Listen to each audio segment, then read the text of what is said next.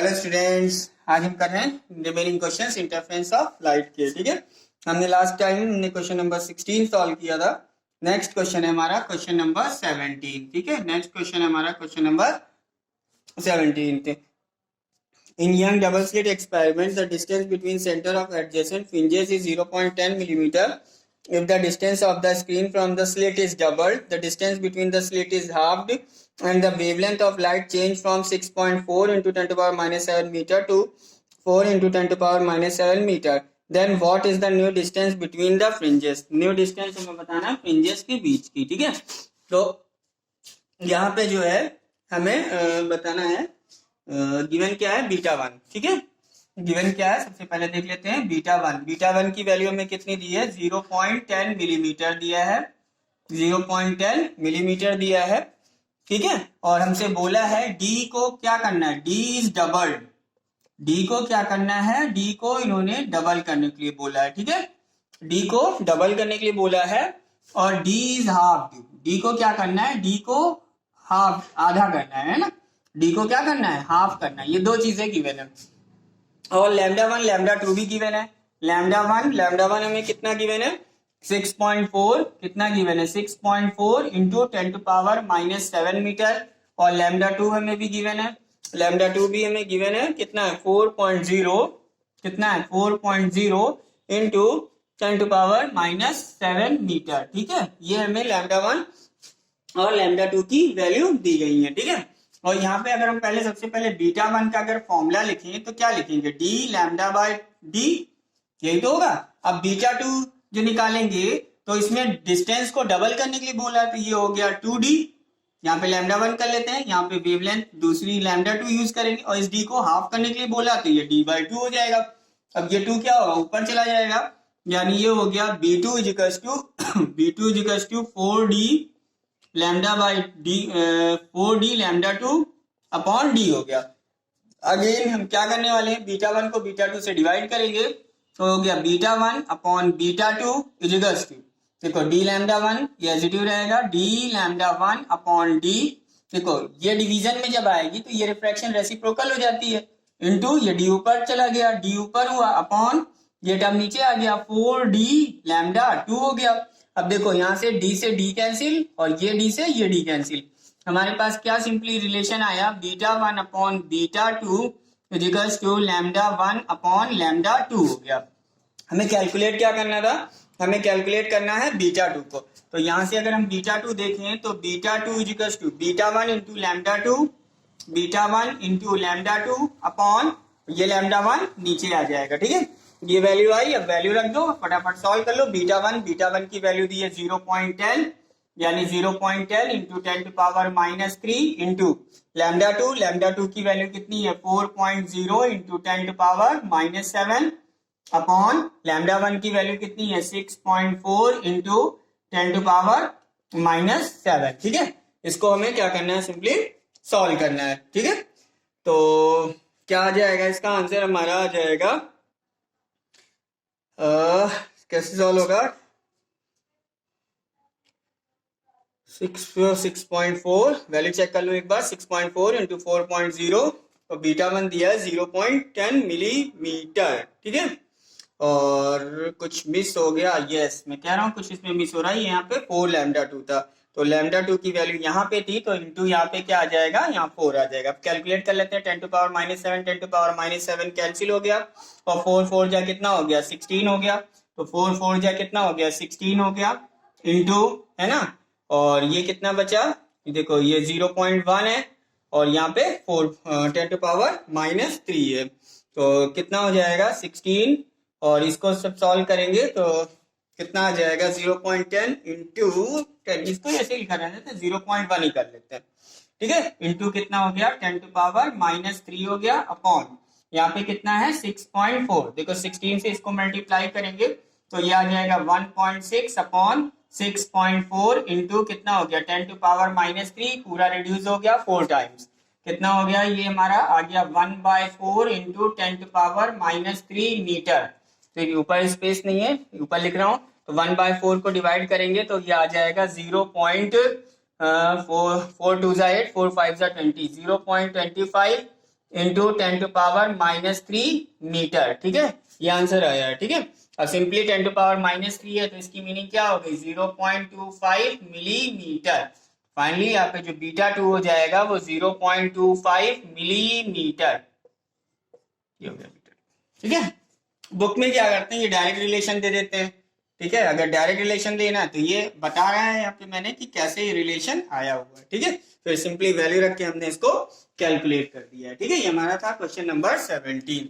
Next देखते हैं question number 18, ठीक है, नोट कर लिया होगा आप लोग ने। क्वेश्चन नंबर 18 देखते हैं फटाफट।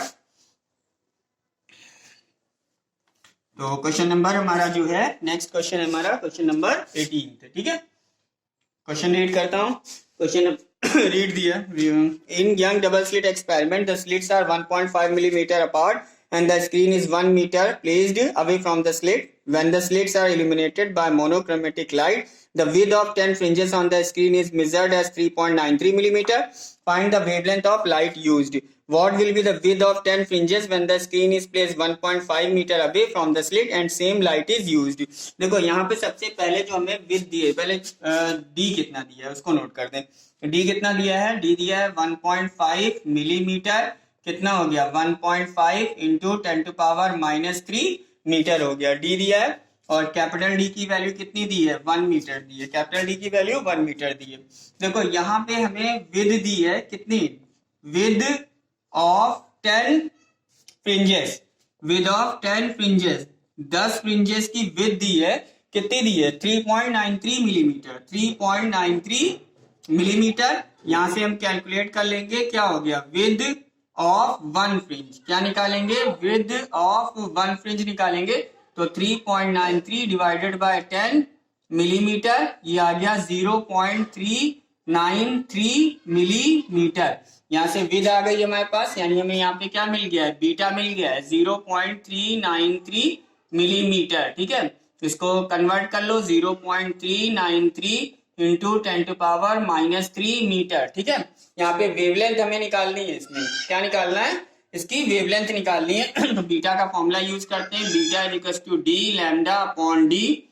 यहाँ से लैम्डा बनाएंगे फॉर्मूला तो ये हो जाएगा beta into d equals to d into lambda. यहाँ से अगर देखेंगे तो लैम्डा क्या हो गया, लैम्डा हो गया beta into D upon capital D, ठीक है, आ गया। अब बीटा की वैल्यू कितनी दी है, बीटा की वैल्यू दी है 0.393 into 10 to power -3 into d की वैल्यू कितनी है 1.5 इंटू 10 टू पावर -3। डिनोमिनेटर में 1 है तो 1 लिखने की जरूरत ही नहीं है। अब इसको हमें सिंपली 1.5 और इसको हमें क्या करना है, मल्टीप्लाई करना है। तो मल्टीप्लाई करेंगे तो आ जाएगा 0.5895 इंटू 10 टू पावर -6 मीटर, है ना। इसको 10 बनाना है तो 4 डिजिट इसको शिफ्ट कर लेते हैं तो ये हो गया 5895 इंटू कितना हो गया 10 टू पावर -10 मीटर, तो ये हो गया 5895 एंगस्ट्रॉम, ठीक है, ये हो गया हमारा, ठीक है। हमने यहाँ से वेवलेंथ अपनी कैलकुलेट कर ली है, ठीक है। इसके बाद सेकेंड पार्ट में हमसे पूछा है, सेकेंड पार्ट में हमसे पूछा गया है विद ऑफ 10 फ्रिंजेस, ठीक है, विद ऑफ 10 फ्रिंजेस। अब यहाँ पे जो किया है, यहाँ पे रीड कर ले रहा हूं, width of 10 fringes when the screen is placed 1.5 metre away. यहाँ पे जो कैपिटल डी था वो 1 मीटर था, लेकिन इस टाइम यहाँ पे डी को चेंज किया तो विद ऑफ 10 फ्रिंजेस, है ना, क्या निकालना है हमें, विद ऑफ 10 फ्रिंजेस, क्या कैलकुलेट करना है, विद ऑफ 10 फ्रिंजेस। देखो एक फ्रिंज की विड्थ कितनी होती है, डी लैम्डा अपॉन डी होती है। तो यहाँ पे 10 फ्रिंजेस है तो 10 फ्रिंजेस का मीनिंग क्या होगा, 10 इंटू सिंपल सी यूनिटरी मेथड, एक फ्रिंज की विड्थ इतनी, 10 की क्या होगी, 10 से मल्टीप्लाई करेंगे। अब सॉल्व करते हैं, 10 इंटू डी की वैल्यू कितनी का है 1.5, लैम्डा हमारे पास ये वैल्यू लिखी हुई है 5895 into lambda 10 to power -10 divided by d. D की वैल्यू में कोई चेंज नहीं है, डी की वैल्यू पॉजिटिव है तो ये हो गया 1.5 इंटू 10 टू पावर -3, 1.5 कैंसिल हो गया। यहाँ पे हो गया हमारे पास 5895 इंटू 10 टू पावर 10 की पावर 1, 10 की पावर -10, 10 की पावर 9 डिवाइड बाय 10 की पावर -3 ऊपर जाएगा, ये हो गया 5895 इंटू 10 की पावर -6 मीटर। इसको इधर शिफ्ट कर लो 3 डिजिट, तो ये हो गया 5.895 इंटू 10 टू पावर -3 मीटर। 10 की पावर -3 की मीनिंग क्या हो गई, बोलो, मिलीमीटर। सेकंड पार्ट है ना, ये सेकंड पार्ट है इसका। ये था हमारा पार्ट 1। पार्ट 1 में हमें वेवलेंथ निकालनी थी, निकाल दी। सेकंड पार्ट में सारी चीजें सेम यूज करनी है, लेकिन कैपिटल डी को चेंज किया है। सेकंड पार्ट में जो कैपिटल डी यूज किया था वो 1.5 मीटर यूज किया था। ठीक है, कैलकुलेट कर दिया। ठीक है, ये था हमारा क्वेश्चन नंबर 18 था। ठीक है, नेक्स्ट देखते हैं क्वेश्चन नंबर 19 पे। नेक्स्ट है क्वेश्चन नंबर 19 थे। देखते हैं क्या था क्वेश्चन नंबर 19 थे।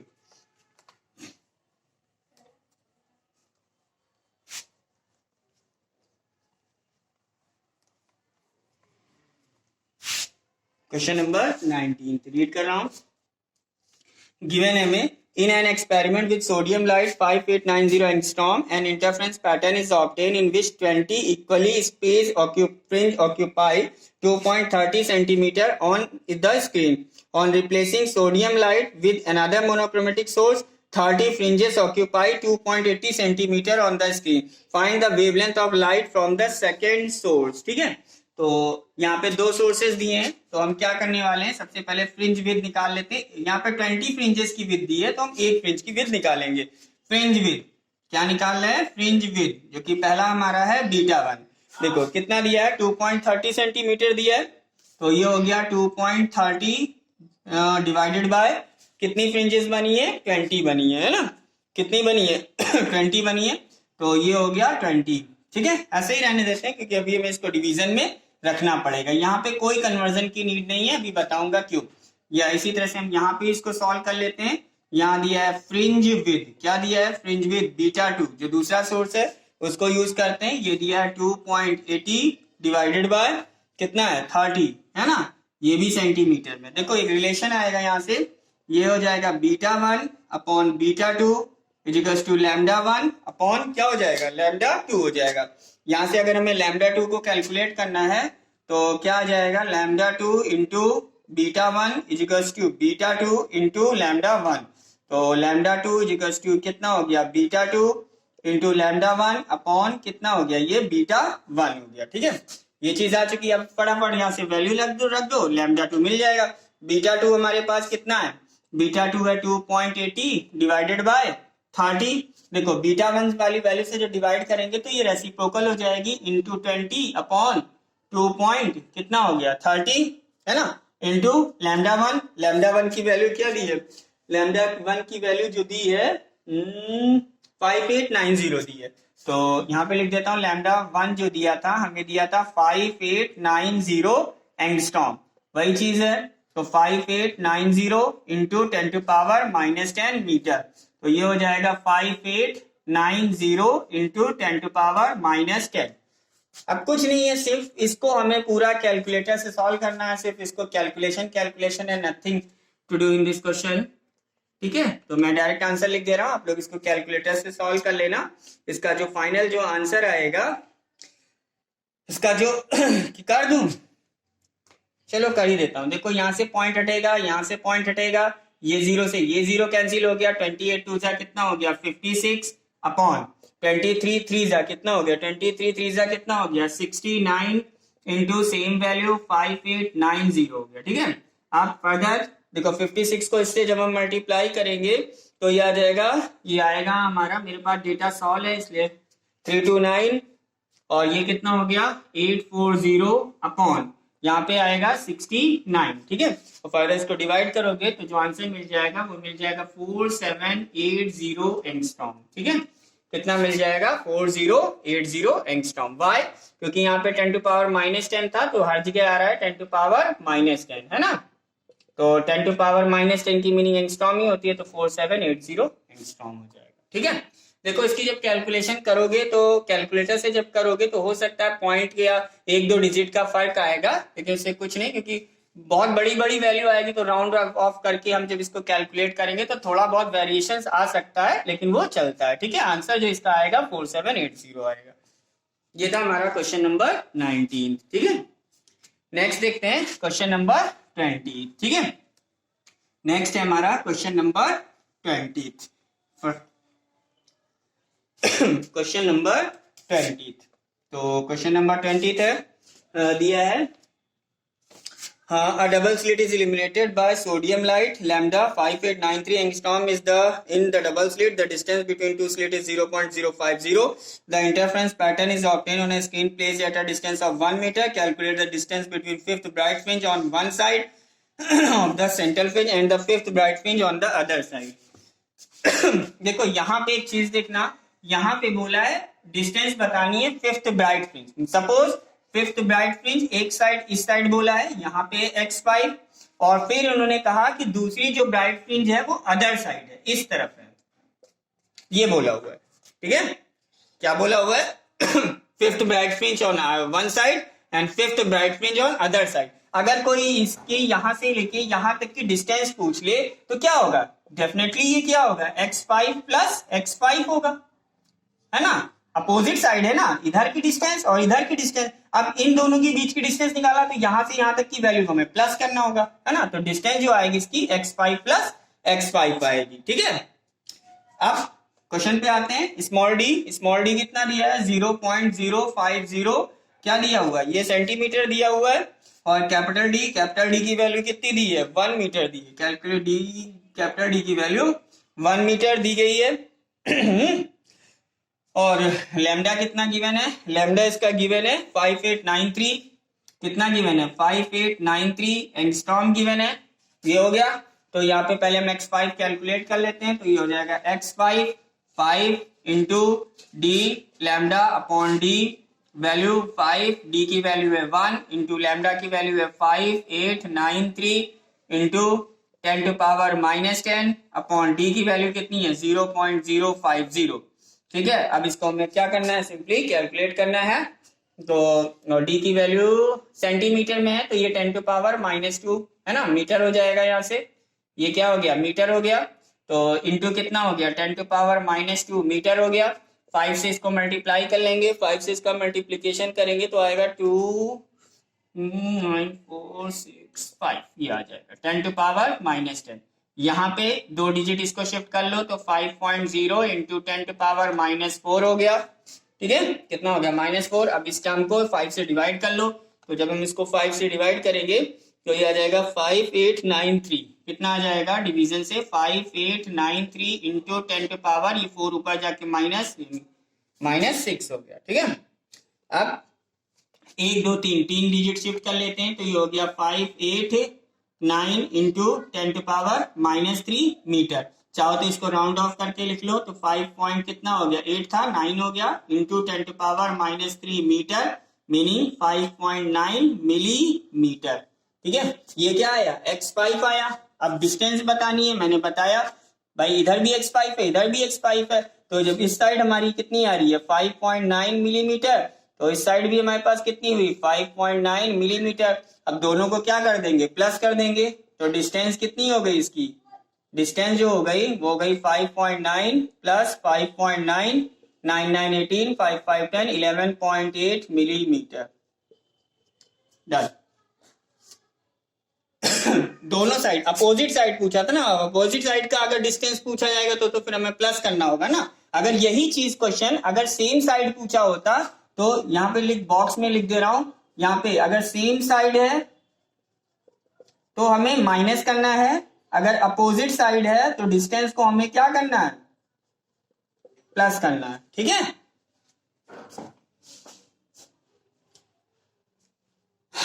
ये था हमारा क्वेश्चन नंबर 20. ठीक है, और ऑलमोस्ट हमारा ये चैप्टर लगभग होने ही वाला है. और 1-2 क्वेश्चंस और, हार्डली 3 क्वेश्चंस और बचे हैं. और 3 क्वेश्चंस हम करेंगे अपने नेक्स्ट पार्ट में. ठीक है, और वो हमारा लास्ट वीडियो होगा इस चैप्टर का. इसके बाद हम बहुत इंपॉर्टेंट चैप्टर करने वाले हैं, मे बी ऑप्टिकल इंस्ट्रूमेंट और ऑल्टरनेटिंग करंट. ठीक है, ठीक है, इन दोनों चैप्टर में से हम कोई भी एक चैप्टर करेंगे और दोनों ही चैप्टर बहुत ज्यादा इंपॉर्टेंट है, जिससे 100% क्वेश्चंस आते ही आते हैं. ठीक है, ठीक है, मिलते हैं next part, means remaining last part. ठीक है, इसके बाद ये हमारा चैप्टर पूरी तरह से खत्म हो जाएगा. Bye bye.